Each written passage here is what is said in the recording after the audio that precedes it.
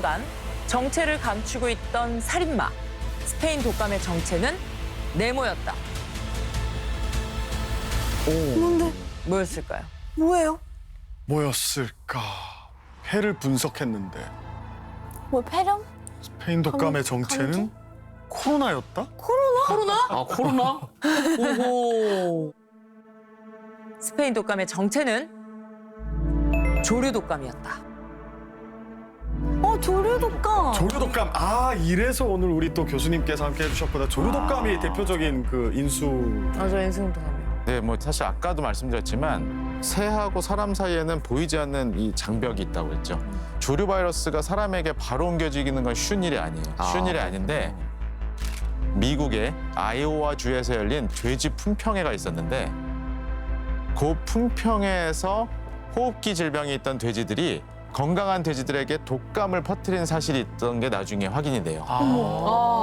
그 다음에 그 바이러스가 또 퍼져서 많은 돼지들이 폐사하는 이런 기록이 있거든요. 이것이 근데 보니까 돼지도 걸리고 농장에서 근무하는 사람들도 걸리고 지금 우리가 계속 얘기하고 있는 인수공통 감염병의 그런 기록들이 있다는 거예요. 그래서 이제 과학자들이 이 돼지 독감을 추적하다가 동물의 병이 사람한테도 옮았을 거라고 그렇게 밝혀냈고 스페인 독감이 조류에서부터 시작이 됐지만 이것이 돼지에서 한번 증폭이 되고 이 증폭이 된 바이러스가 사람으로 넘어오게 됐다. 이렇게 결론이 난 겁니다.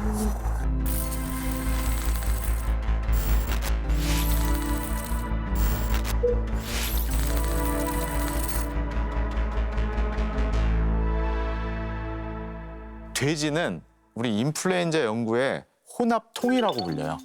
이 혼합통이 뭐냐면 돼지는 사람의 인플루엔자에도 잘 받아들이고 조류 인플루엔자에도 잘 받아들여요. 그러니까 조류의 바이러스도 잘 받아들여, 사람의 바이러스도 잘 받아들여. 이 안에서 막 짬뽕이 일어나는 거예요. 아, 자기네들끼리 바이러스 섞이는군요. 근데 저는 오늘 이 프로가 사실 굉장히 조금 의미가 있다고 생각하는 게 이 인플루엔자의 연구 영역에서 사실 2024년도는 정말 굉장히 전무후무한 일이 벌어지고 있고 지금 실제 미국에서는 굉장히 우려되는 사태들이 벌어지고 있는 상황인데 뭐 어떤 거요? 뭐 때문에? 이게 혹시 젖소 인플루엔자라고 들어보셨어요? 아니요? 처음 들어봤죠. 이게 사실 미국은 지금 그것 때문에 되게 문제인데 진짜요? 고병원성 조류 인플루엔자가 미국 젖소에 퍼지고 있어 인체 전염 우려도 커지고 있습니다. 텍사스에서는 젖소와 접촉한 사람도 감염됐습니다. 사실 소는 인플루엔자에 진짜 둔감한 동물이에요. 근데 하필이면 고병원성 조류 인플루엔자가 올해 3월에 갑자기 젖소로 넘어가서 젖소에서 또 고양이, 그 농장에서 일하시는 인부들 이렇게 자꾸 가까워지고 있어서 굉장히 우려하고 있는 상황이거든요. 무서워요. 그리고 그 스페인 독감 관련해서 최근에 밝혀진 더 굉장히 놀라운 사실은요. 2009년도 신종플루 기억나시죠? 네. 신종플루 바이러스가요. 알고 봤더니 스페인 독감의 유전자가 아직도 남아있는 거예요. 아, 그래요? 100년이 더 지난 건데 그래서 이제 저희가 학술적으로 항원적으로 냉동됐다는 표현을 쓰거든요. 이게 뭐냐면 100년도 더 지난 그 바이러스의 유전체가 계속 냉동이 돼서 2009년도 이 신종플루에까지 그대로 들어와서 아직까지도 계절 독감 계속 돌잖아요. 지금 맞아요. 인플루엔자 돌고 있거든요. 네. 맞아요. 그 주요 바이러스 안에도 스페인 독감의 유전체랑 아주 유사한 것들이 계속해서 남아 있어요. 그럼 바이러스가 한 번 생기면 진짜 이렇게 긴 시간 동안 아예 사라지지 않고 계속 이어지는 거예요? 이제 다시 살아났다라는 개념보다는 재조합이 됐다라고 보시면 돼요. 그러니까 원래 있던 바이러스하고 지금의 바이러스들이 이렇게 막 섞이면서 자기의 어떤 유전체를 계속 죽이지 않고 남겨둔다라는 개념인 거죠. 끈질기다. 진짜. 무섭네. 근데 이제 한 가지 다행인 거는 인간도 100년 동안 뭐 논 건 아니고요. 백신을 개발했다는 것도 있고 여러 종류의 인플루엔자는 치료제가 또 개발이 돼 있습니다. 그래서 이런 또 과학의 발전도 있었다라는 거 기억해 주시면 좋을 것 같습니다. 되게 끝없이 경주하는 것 같아. 바이러스가 쫓아오느냐, 의학과 과학이 발달하느냐.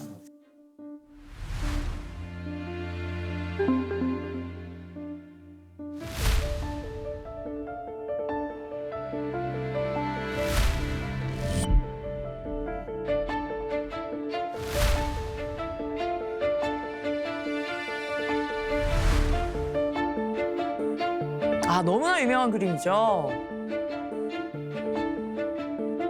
설마 뭉크도 스페인 독감 걸렸어? 자, 왼쪽에 그린 그림은 스페인 독감에 걸리기 전에 그린 자화상이고요. 오른쪽에 있는 그림은 스페인 독감에 걸린 후에 그린 그림입니다. 너무 다르네. 많이 안 좋아 보이는. 확 초췌해졌죠. 네. 자, 뭉크는 어린 시절부터 선천적으로 몸이 약했습니다. 특히나 결핵으로 가족을 모두 잃고 나선 운동도 안 하고 장례식장에도 절대 가지 않았대요. 자, 그럼 이런 사람이 어떻게 그 지독한 병을 이겨냈을까요? 이게 근데 이번에 코로나19 돌 때도 보셨겠지만 사이토카인 폭풍이라고 들어보셨죠? 네네네. 뉴스에서 많이 들어보셨을 네네. 것 같은데 우리 몸에 이제 세균이나 바이러스 같이 병원군이 이렇게 딱 침투하면은 거기에 대응하기 위한 면역 시스템이 이렇게 딱 작동을 하거든요.